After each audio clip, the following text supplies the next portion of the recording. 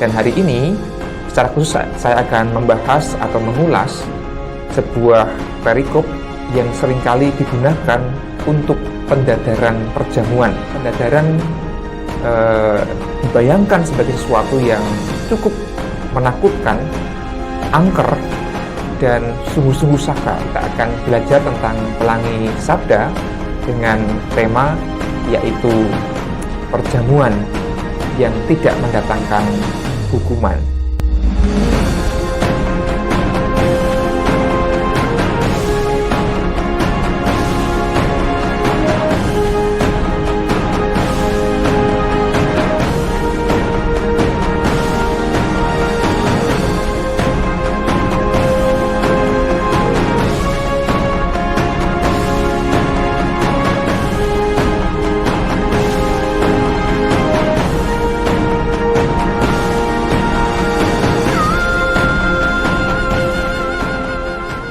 Saudara-saudara yang terkasih di dalam Tuhan, salam sehat, salam semangat, dan salam bahagia dimanapun panjenengan berada. Melanjutkan pelangi sabda di bulan September ini masih dalam rangka edisi khusus di bulan katekesi liturgi, sekaligus ketika GKJ Pekalongan mulai menggumulkan wacana tentang sakramen perjamuan bagi anak.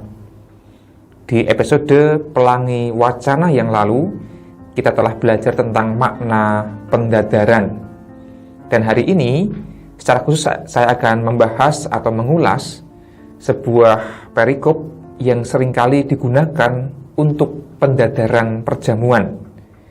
Dan seringkali melalui perikop yang ditulis oleh Rasul Paulus ini, pendadaran dibayangkan sebagai sesuatu yang cukup menakutkan, angker, dan sungguh-sungguh sakral. Namun bagi saya, praktik pendadaran semacam itu perlu ditinjau kembali. Maka hari ini kita akan belajar tentang pelangi sabda dengan tema yaitu perjamuan yang tidak mendatangkan hukuman.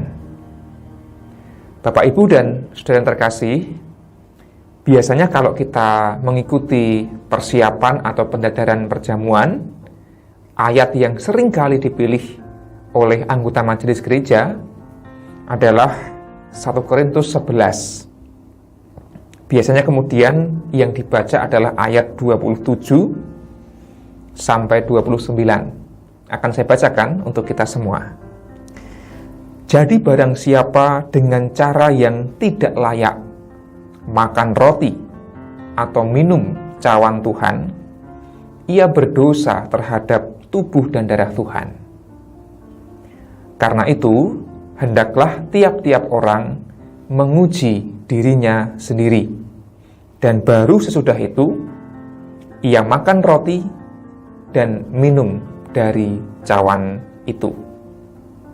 Karena barang siapa makan dan minum tanpa mengakui tubuh Tuhan, ia mendatangkan hukuman atas dirinya. Ibu, Bapak, dan saudara yang terkasih, ketiga ayat tadi menjadi sebuah tradisi di GKJ yang seringkali digunakan sebagai pengantar untuk pendadaran.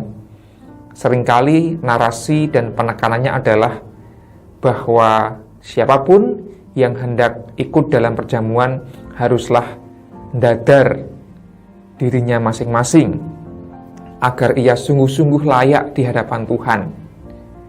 Kemudian kalau ada orang yang tidak layak atau tidak sungguh-sungguh dalam pendadaran atau bahkan kemudian nyawiyah atau menyepelekan atau dengan sengaja melecehkan perjamuan, maka ia akan ditimpa hukuman atau bahkan malapetaka.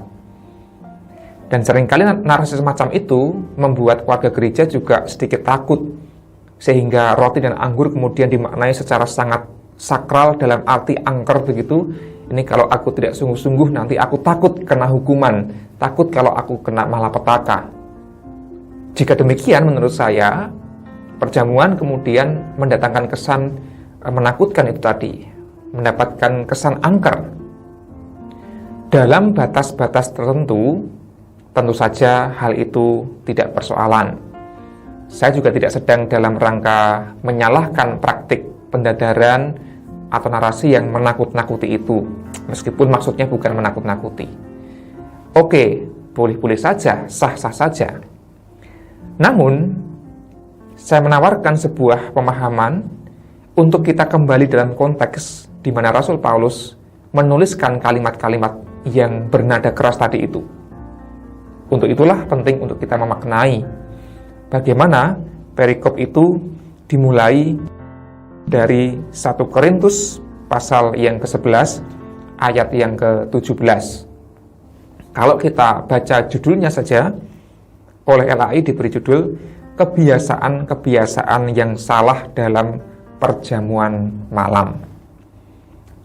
Jadi dari sini pertama-tama kita perlu mengingat bahwa Rasul Paulus hanya menulis peringatan tadi tentang harus menguji diri, harus mempersiapkan dengan sungguh-sungguh, itu baru kepada jemaat di Korintus, tidak di jemaat yang lain. Mengapa? Karena di jemaat Korintus ada kebiasaan-kebiasaan yang salah, yang keliru ketika mereka mengadakan perjamuan kudus.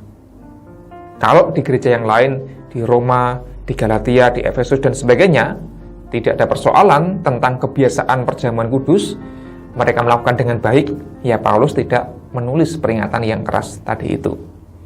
Itu poin yang pertama. Jadi, peringatan keras dalam nada menakut-nakuti itu diperlukan kadang-kadang dalam situasi ketika ada krisis, ketika jemaat menyalahgunakan perjamuan kudus menjadi momen untuk memenuhi kebutuhannya masing-masing. Artinya, kalau kita praktik perjamuan sudah baik, sudah beres, sudah benar, sudah rapi, tidak ada penyalahgunaan, ya tidak perlu ditakut-takuti semacam itu. Itu poin yang pertama. Poin yang kedua, apa sih masalah yang melanda jemaat di Korintus waktu itu, termasuk dalam praktik perjamuan? Poinnya adalah bahwa ada perpecahan di antara jemaat. Sekali lagi, masalahnya adalah karena ada perpecahan di internal jemaat, sehingga Paulus mempergunakan momen perjamuan sebagai saat untuk mengakrabkan kembali, merekatkan kembali, dan merukunkan kembali jemaat yang terpecah itu. Itulah mengapa saya usul kita baca dari ayat yang ke-17 dari awal perikop. Dalam peraturan-peraturan yang berikut aku tidak dapat memuji engkau, sebab pertemuan-pertemuanmu, termasuk perjamuan mereka, tidak mendatangkan kebaikan, tetapi mendatangkan keburukan. Sebab pertama-tama aku mendengar bahwa apabila kamu berkumpul sebagai jemaat, ada perpecahan di antara kamu. Dan hal itu sedikit banyak aku percaya, kata Paulus. Jadi ada perpecahan ketika mereka berkumpul. Sebab di antara kamu harus ada perpecahan, supaya nyata nanti siapakah di antara kamu yang tahan uji. Apabila kamu berkumpul, kamu bukanlah berkumpul untuk makan perjamuan Tuhan.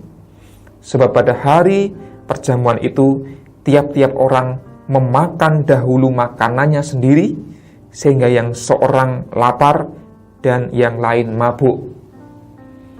Jadi bayangkan Bapak Ibu yang sudah terkasih, ketika perjamuan ada yang datang lebih dulu, mereka makan lahap, yang lainnya, teman-teman yang lain tidak kebagian. Sehingga mereka kelaparan, ada yang kekenyangan, bahkan sampai mabuk oleh anggur dan sebagainya. Jadi jelas mereka, kata Paulus, tidak makan untuk perjamuan Tuhan, melainkan makan biasa, bahkan memenuhi hasratnya, memenuhi rasa laparnya, memenuhi hawa nafsunya. Itulah yang membuat perpecahan, salah satunya. Maka Paulus kemudian melanjutkan di ayat yang ke-22, apakah kamu tidak mempunyai rumah sendiri untuk makan dan minum? Atau maukah kamu menghinakan jemaat Allah dan memalukan orang-orang yang tidak mempunyai apa-apa? Apakah yang kukatakan kepada kamu, memuji kamu? Dalam hal ini aku tidak memuji. Sebab apa yang telah kuteruskan kepadamu, telah aku terima dari Tuhan, yaitu bahwa Tuhan Yesus pada malam waktu ia disalibkan mengambil roti, sesudah itu ia mengucap syukur atasnya, memecah-mecahkannya dan berkata, inilah tubuhku yang diserahkan bagi kamu, perbuatlah ini menjadi peringatan akan aku.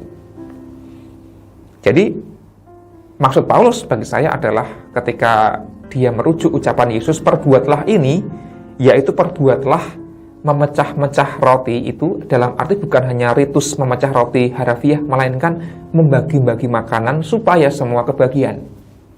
Jangan ada, aku pokoknya kenyang, aku bisa mabuk anggur, yang lain gak kebagian, bodoh amat.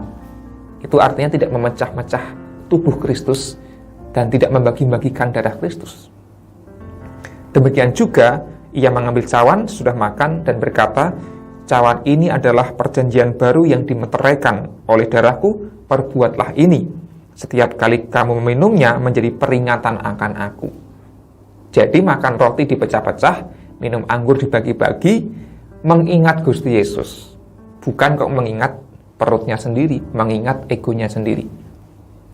Jadi itulah situasi yang waktu itu dihadapi oleh Rasul Paulus.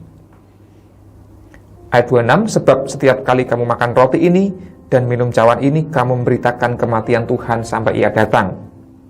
Barang siapa dengan cara yang tidak layak makan roti atau minum cawan, ia berdosa terhadap tubuh dan darah Tuhan.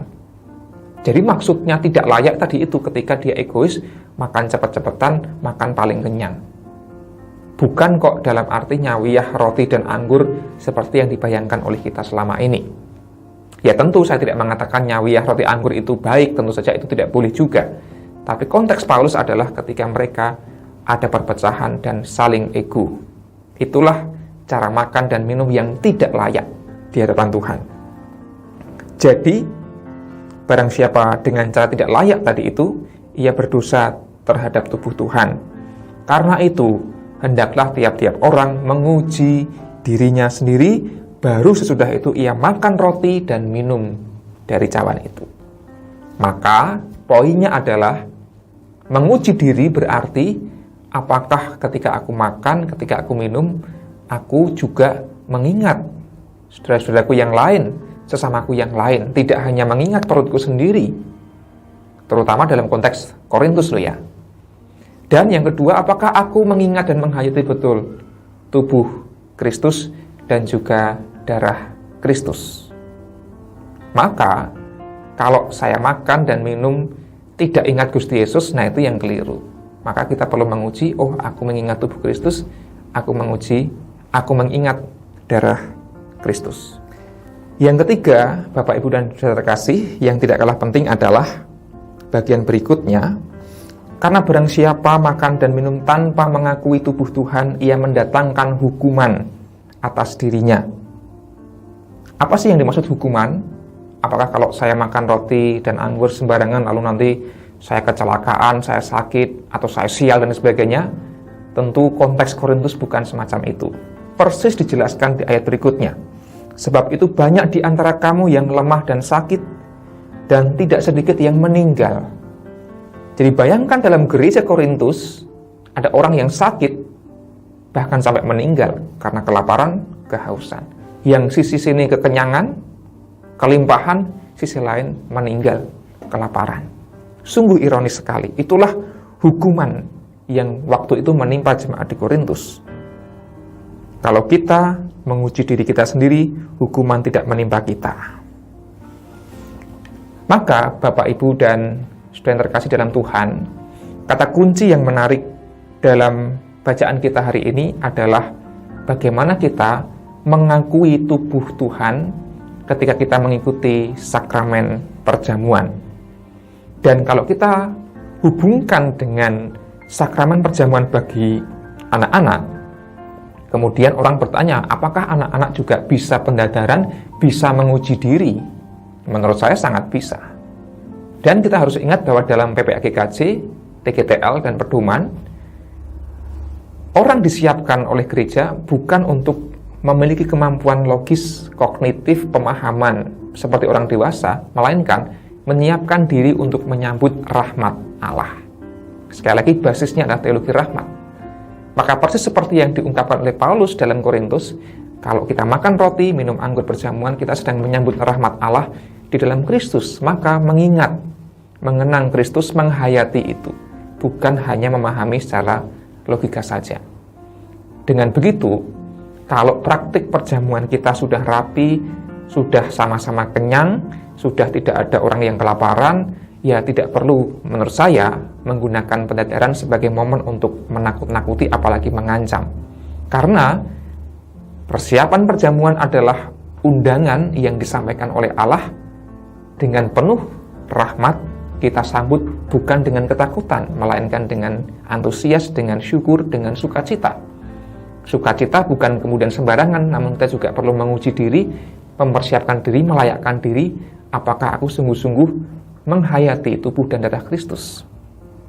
Jika begitu, maka setiap orang layak untuk menerima dan menyambut sakramen perjamuan dari Tuhan.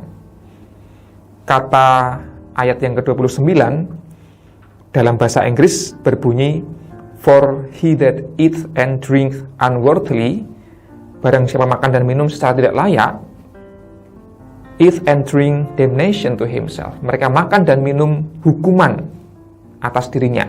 Jadi ibaratnya hukuman itu dimakan dan diminum sendiri atas dirinya, bukan menghayati tubuh Tuhan. Nah, itulah maknanya. Maka kalau kita sudah bisa melaksanakan perjamuan dengan keterbukaan, bukan dengan ketakutan, maka di saat itulah kita layak di hadapan Tuhan. Sehingga persiapan atau pendadaran bukanlah momen yang mengerikan, oke, boleh serius, tetapi momen yang kita sambut dengan antusias. Sehingga kalau perjamuan kita justru terbuka, di dalamnya ada keutuhan, bukan perpecahan. Ada ruang yang terbuka bagi sesama kita, termasuk bagi anak-anak, karena Paulus tidak mengatakan anak-anak tidak layak. Yang tidak layak adalah orang-orang yang hobinya perpecahan tadi itu, yang hobinya egois. Nah, kalau kita membuka ruang bagi anak-anak, bukankah gereja kemudian malah menjadi tidak egois? Bukankah kemudian gereja malah menjadi semakin layak mengakui tubuh Tuhan?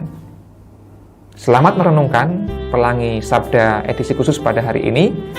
Kiranya Tuhan menolong kita untuk sungguh-sungguh semakin menghayati rahmat-Nya yang berlaku untuk semua orang, bahkan alam semesta. Tuhan memberkati.